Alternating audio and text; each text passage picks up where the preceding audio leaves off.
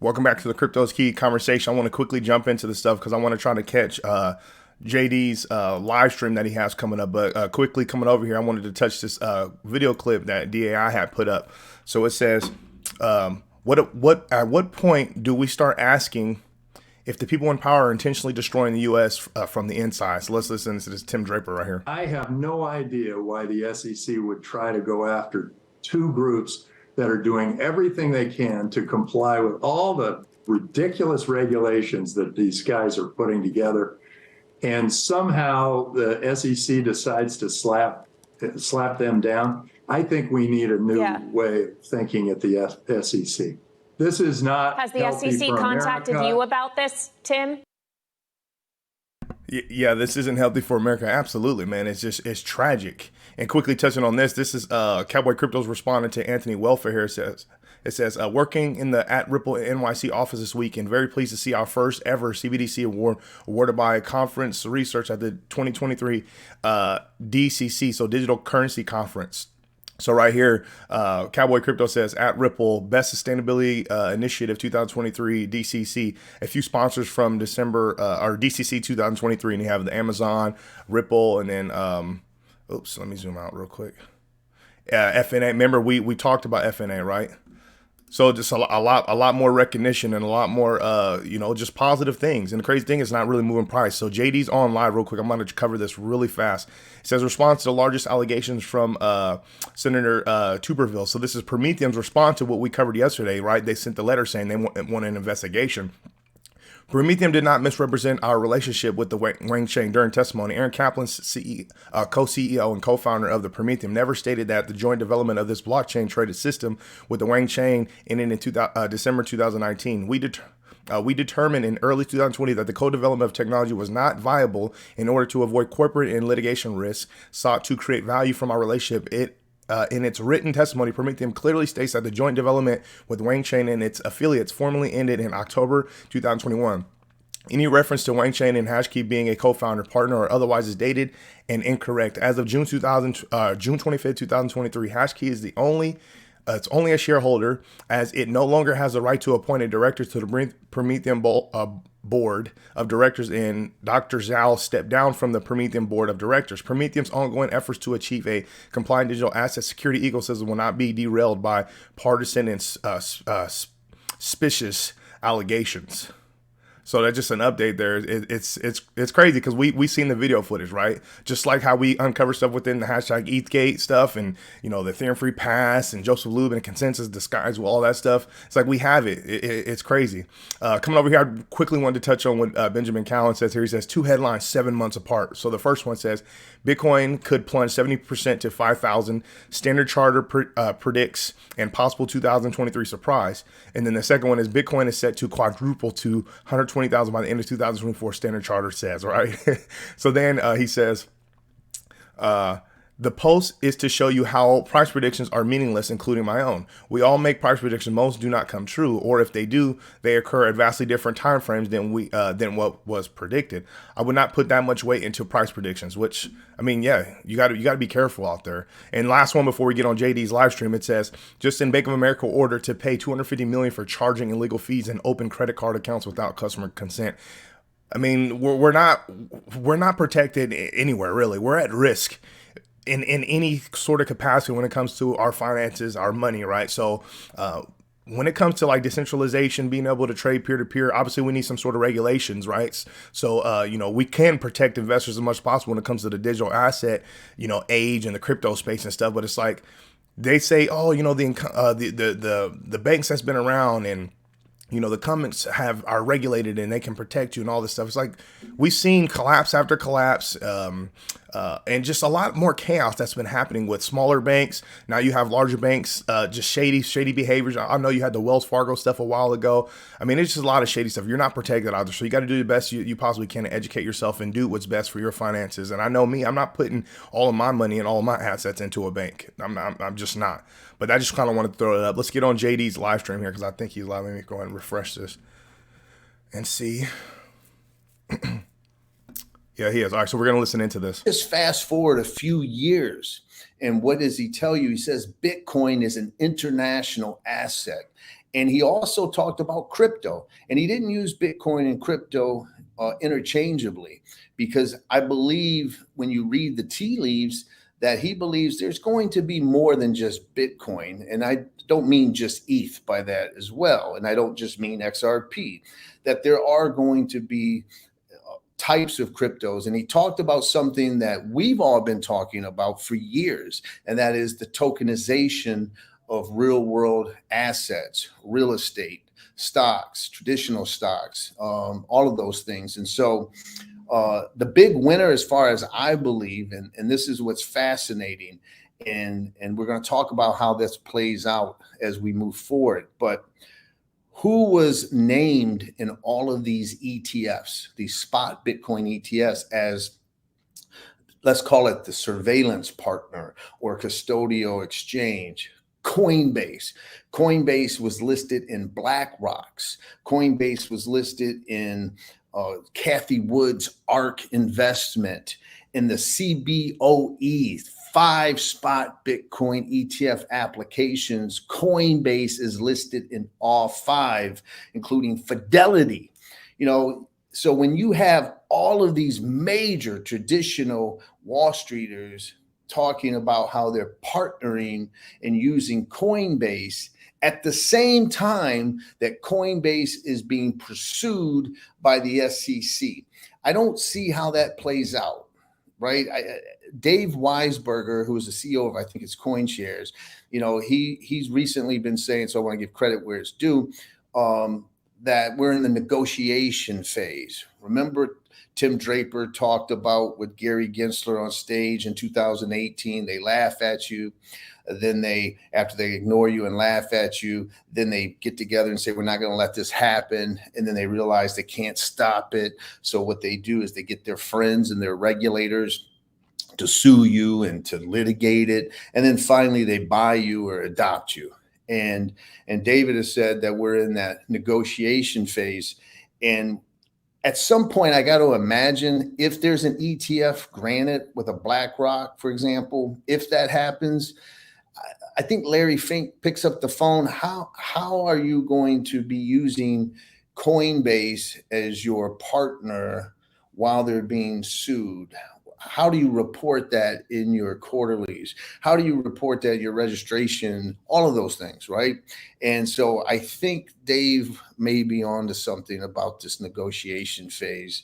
And so it seems to me that Coinbase is a big winner when it comes to that. And so we'll see how that plays out.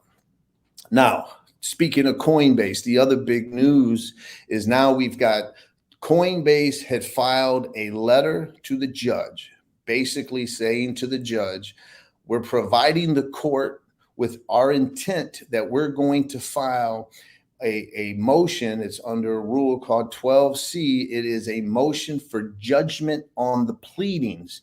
Now, that's something that Ripple never did. So that's something that many of the XRP holders who are now quasi experts in litigation, securities litigation, did not see. I think Ripple may have tried that had the major questions doctrine been as ripe as it is today. But basically, Coinbase said, look, they cite Gary Gensler's testimony, where Gary Gensler said that crypto exchanges like Coinbase, they fall within this gap. He didn't necessarily use the word gap, but he said there's no regulatory framework between the SEC and the CFTC.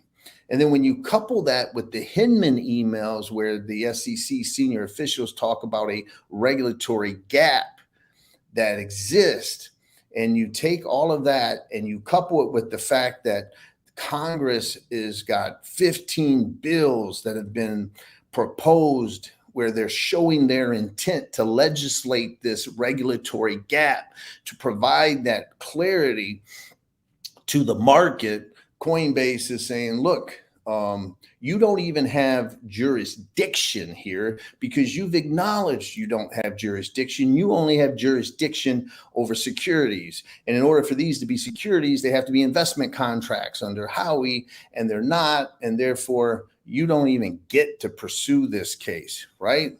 that is an extraordinary argument. I'm not necessarily saying it's going to win. I'm going to tell you what I think is going to happen. But it reminds me of something that hasn't gotten a lot of publicity, but there was James Catullus, a finance guy, basically was involved in the Let's Go Brandon meme coin that was meant as a joke that turned into something in NASCAR. You can look it up. But the SEC subpoenaed basically his communications with conservatives like Candace Owens. And he's moved to quash that subpoena. And XRP holders should be proud because our brief is cited throughout his motion to quash, where he's saying to the SEC, I don't have to even honor the subpoena. This is a meme coin. It's not a security. It doesn't even come close to meeting, most, if any, of the Howey factors.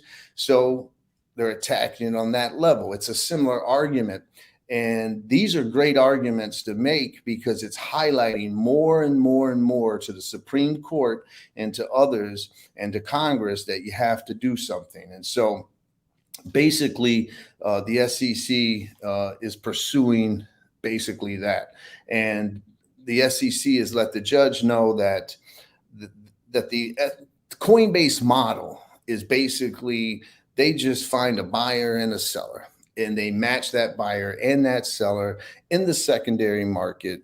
And there is nothing other than an asset purchase that takes place. There's no promises made. There's no further engagement after that asset sell, right? Same arguments you heard in the Ripple case. No post-sell obligations or duties. There's no legal interest involved. They just match the buyer and the seller, boom. And of course, Coinbase also says, hey, they're going after our staking platform and whatnot, and arguing that proof of stake, basically the SEC is arguing that proof of stake systems basically are a investment contract, and the SEC puts all that stuff out. So, and then of course the SEC is relying on the major questions doctrine that I already discussed and citing that regulatory gap. The SEC's response to that is that they're like, okay, file your motion, but they're letting the judge know we're going to move to strike the major questions doctrine, the abusive discretion defense, the equitable estoppel defense, and certain other affirmative defenses that the SEC pled. And of course, the SEC highlights the registration agreement. They say to the SEC, and they're saying to the judge, hey, the SEC is making a big deal about the fact that we approved their registration statement. Well, judge, their registration statement, the very one that we approved, talks about how a risk to the business is, in fact, if a regulator like the SEC states and argues that they're selling unregistered securities. And of course, when you go to Coinbase's quarterly results and they talk about risks to the platform, they talk about how the SEC could claim that certain tokens are securities. They talk about how Satoshi Nakamoto's identity, if becomes known, could threaten their business or threaten at least the price of Bitcoin. If the 1 million Bitcoin Satoshi coins are moved somehow, that's a risk. But one of the major risks are these could be called securities. And so the SEC is saying, basically, Coinbase, your argument falls on its face, because you've acknowledged this from the beginning. And the point of all this is that these are boilerplate kind of comments. The SEC says, right, we are approving your IPO and your registration statement because it's in the public's interest, even though they know what the business model is. Let's all be honest. They know it. But they're going to keep disclaimers in there, right? That this isn't basically a blessing of your underlying business model. Just like when Bill Hinman or anybody gets up and gives a speech, Gary Gensler, this really isn't, can't hold me to what I'm going to say. There's these legalese disclaimers that go both ways. And I don't think either one of those are going to win the day. Ultimately, this move, in my opinion, by Coinbase is a great move, because I think what we're looking at is an interlocutory appeal if they can get it, and they can beat everyone to the appellate court, maybe even to the, if they can get to the Second Circuit and point to all this recent Supreme Court law, and if they lose there, maybe even, ask for cert, all before trying to litigate it. I'm not saying that's going to happen, but I think that is an angle that they're trying to get. To basically that would postpone even the underlying litigation in the case. And so that's basically where we're at with Coinbase and the SEC. What I want to point out, though, is that everyone's catching up to XRP holders now. We've been starting and fighting from January 1st of 2021, arguing that secondary market sales are in jeopardy here. We've been arguing this from day one, and the SEC now, the Coinbase, I should say, is saying we're just a secondary markets asset seller. And crazy in the SEC's response, I guess not crazy, but they cite the library decision, and they cite the library decision saying that the judge Barbadaro did not distinguish, in his opinion, between direct sales and secondary market sales. And what are we waiting for right now? We're waiting for the judge and library to write that second opinion in order as it relates to the penalties phase. And that's when Naomi Brockwell, who deserves a lot of credit, allowed me on her behalf to go into court and argue to the judge, listen, at least clarify, please, judge, clarify that your order does not implicate secondary market sales.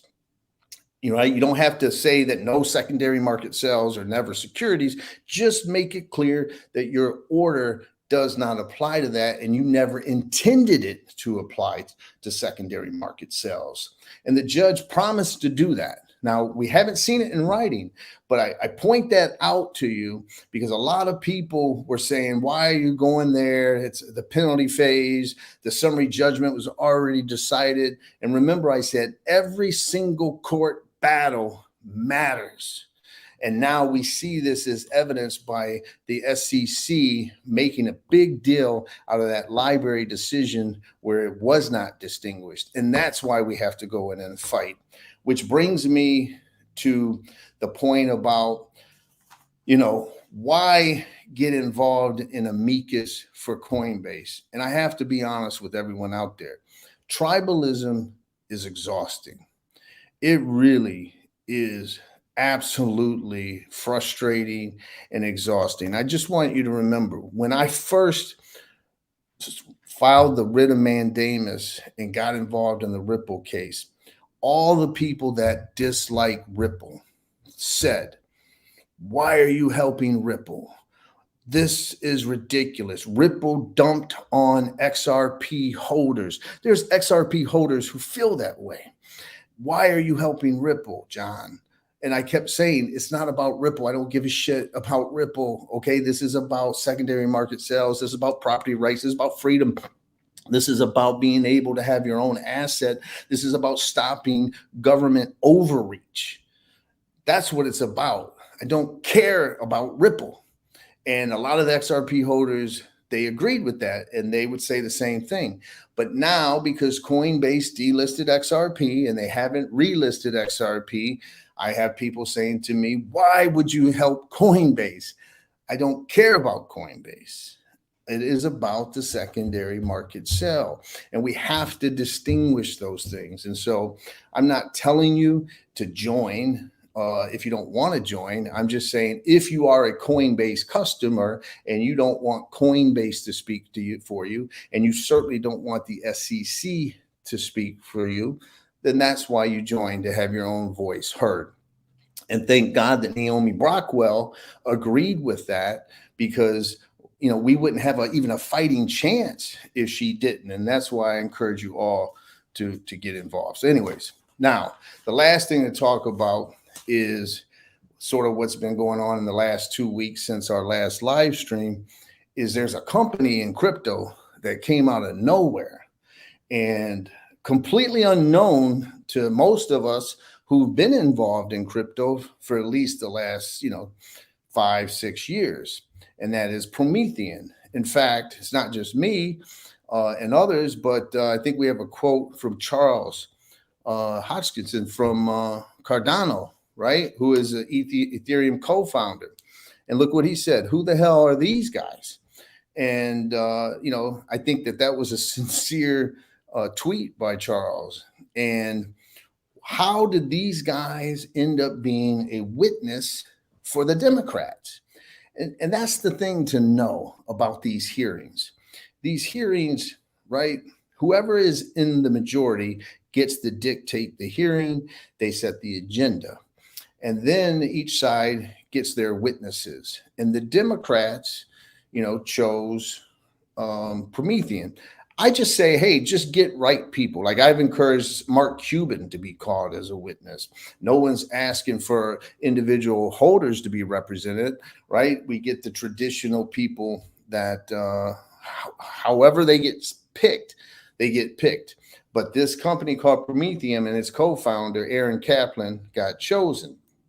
And what we learned was that this fella named Aaron Kaplan, he basically called Coinbase, what was the word? Coinbase and Kraken, scofflaws, companies that won't comply come in and register. And when you listen to him testify, it was as if Gary Gensler had a substitute surrogate to go in there and testify on his behalf, because this gentleman for Prometheum said that there was no lack of regulatory clarity. He interestingly flipped. In 2021, he had a letter that said, we need new laws. We need Congress to do its job and enact laws. He talked about the lack of regulatory clarity, everything everyone else in crypto was saying, except now he flipped from 2021 to in 2023 to testify. And he testified that there is a path to compliance that has been laid out by the SEC. He said, basically, when Gary Gensler gets up there and says, come on in and register. Well, that's what we did. That's what Prometheum did. We went in, took Gary under his advice, walked in, and we registered. And all these other companies, that are crying for new legislation, they're the bad actors. They don't want to comply. He said, basically, there is no need for Warren Davidson or Tom Emmer or Patrick McHenry to be spending late hours writing up legislation. We don't need that. It is crystal clear. He basically called the Paul Graywells and the Brian Armstrongs and the Jesse Powells of the world the bad guys, right? Who don't want to come in and register. He said non-compliance is a choice. And right after that, Gary Gensler gets on TV. Is it a coincidence? And Gary Gensler says, we're making progress.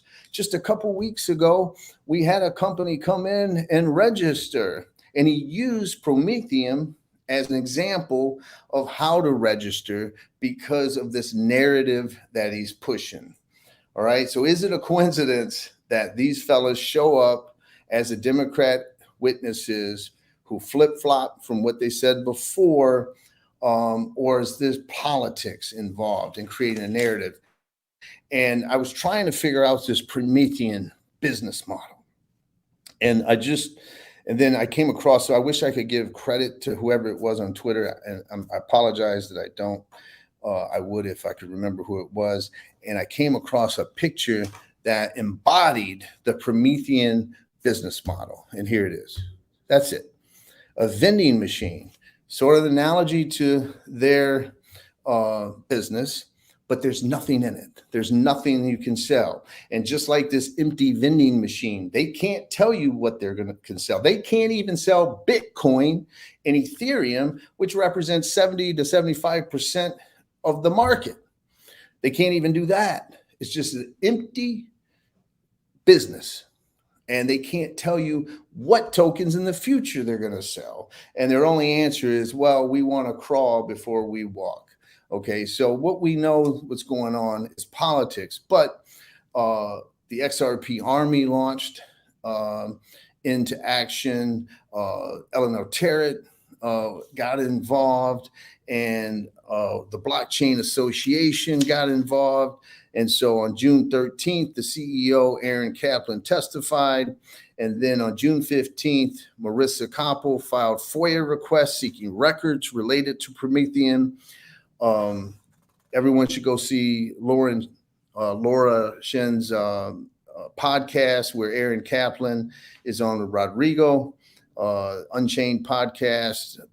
I watched that. It's very entertaining. July 10th, Senator Tuberville and Reps Blaine, Press, Norman, and Alfrod sent a letter to the SEC and the DOJ asserting that Aaron Kaplan provided false testimony at the June 13th hearing. Okay, and so I'll leave it up to you to decide whether or not this is politics and we are involved in someone who was just lucky and they've been involved and we just didn't know about them and they got the call to come in and register, or all of a sudden they get a registration and can be held up and out as look, here's a company that did it, no problem. Shame on Coinbase, shame on everybody else in the industry. I'll leave it up to you to decide. I'm suspicious. I think there's more to it, and I believe we're going to find out eventually. With that, I'll see you next. So yeah, so shout out JD, man. That's some very informative stuff. Covers a lot of the stuff we've been covering in the community, and obviously he breaks it down on a way more detailed level and stuff. But yeah, the way things are looking for crypto in the U.S., man, it's super questionable, and like he said, man, there's a lot of shady stuff, man. It's like we're not the people that have their eyes open in the community, right, and they see the writing on the wall, and like he said, the people that actually are getting it, like the XRP community, like actually understanding what's actually happening, and it's not just some sort of grand conspiracy. Like, people are starting to open their eyes to everything, man, and we're not idiots, man. And I don't understand why they think that we are, and they can get away with all this stuff. And who knows? I mean, they may get away with majority of it. We may not know all the fine details, but as long as we can get our wins and we can do the best that we can to set, I guess you could say, to kind of steer the crypto market and the crypto space, and just kind of steer more on track of fair and just to allow the space to flourish. I mean, that's all we really can do. So we're going to continue to fight the fight. But I know this one was a little bit longer, so I'm just going to cut. I just want to see what the Bitcoin Fear and Greed Index will currently sit at 57. And if I refresh this CoinGecko, we're currently sitting at a 30,000, almost 500. Ethereum sitting at 1,871 or 1871, and then XRP sitting at 47.2. So, but that's what I have for you. Shout out John Deaton, Crypto Law TV. Shout out to the XRP community. Continue to fight the good fight, putting out great content. That's all I have for you. Make sure you come to the Crypto's Key Conversation YouTube channel. Subscribe. Follow us on Twitter at Crypto's Key 1. I really appreciate your support out there. With all that being said, stay strong out there. Be safe.